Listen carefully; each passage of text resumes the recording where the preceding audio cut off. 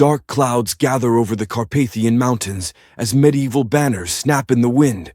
The year is 1456, and Wallachia's most notorious ruler is about to ascend to power for the second time. But this isn't just a story about a 15th century prince. It's about how one man's brutal reign would echo through centuries, haunting our imagination and popular culture to this day. Vlad III. Dracula, better known as Vlad the Impaler, stands at a unique crossroads of history and myth. Born into the house of Dracula, his very name would later inspire Bram Stoker's immortal vampire. But the real Vlad was no supernatural creature. He was something perhaps more frightening. A human being capable of extraordinary cruelty in the name of order and power. Picture the medieval world of Wallachia, caught between the expanding Ottoman Empire and the Hungarian kingdom.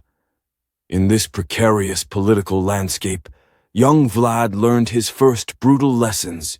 As a child, he and his brother were held hostage by the Ottoman Sultan, a common practice to ensure their father's loyalty.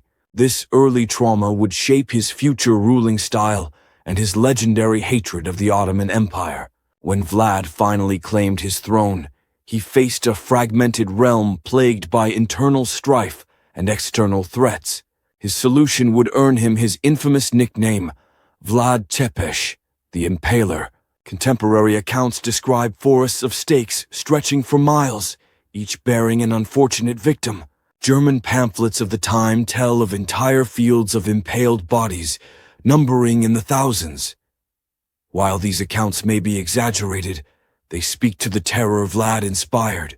But here's where history takes a fascinating turn. In his homeland of Romania, Vlad wasn't seen as a monster. Instead, he was, and still is, often viewed as a stern but just ruler who protected his people from foreign invasion and internal corruption. He enforced strict laws against theft and dishonesty, supposedly placing a golden cup in a public square. The cup remained untouched throughout his reign, not because people were naturally honest, but because they feared the consequences of stealing it. The transformation of Vlad from historical figure to cultural icon began in the 15th century, with those same German pamphlets that denounced his cruelty. These early examples of mass media spread throughout Europe, painting Vlad as a bloodthirsty tyrant who dined among forests of impaled victims. Some accounts even suggested he dipped his bread in the blood of his victims, a detail that would later influence vampire mythology. Fast forward to the Victorian era, when Bram Stoker discovered these tales while researching for his novel. The name Dracula caught his attention, and though his vampire bears little resemblance to the historical Vlad, the connection was made. This literary twist of fate would forever entwine Vlad's legacy with the supernatural. Today, Vlad the Impaler's influence on popular culture manifests in countless ways.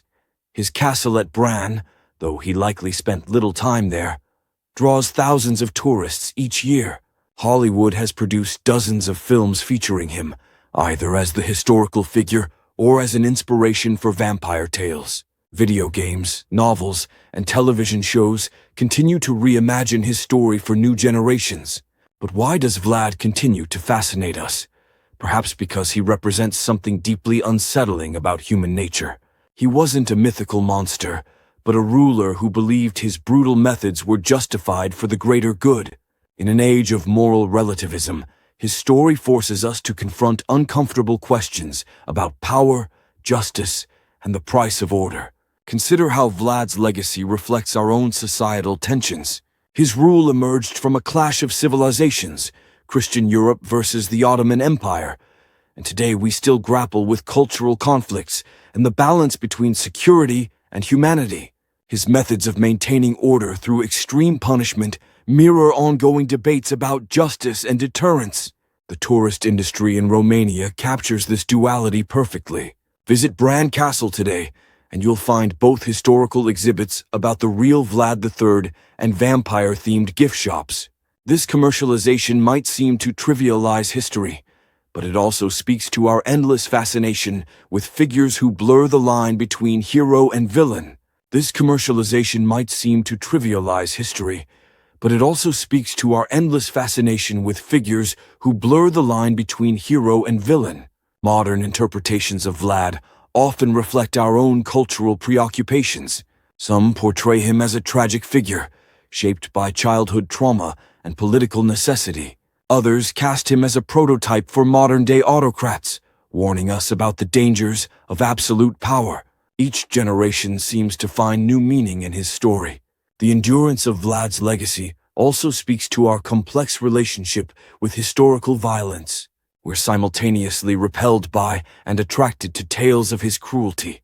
This contradiction plays out in how we consume media about him, from scholarly historical works to sensationalized horror films.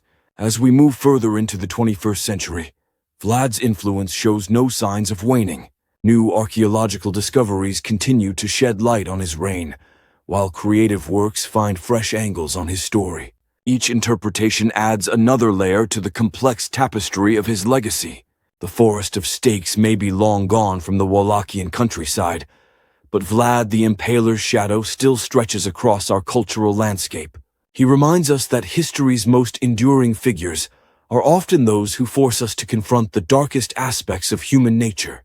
In an age of anti-heroes and moral ambiguity, perhaps it's no surprise that this medieval prince continues to capture our imagination. As the sun sets over the Carpathian Mountains today, tourists snap photos where armies once trembled.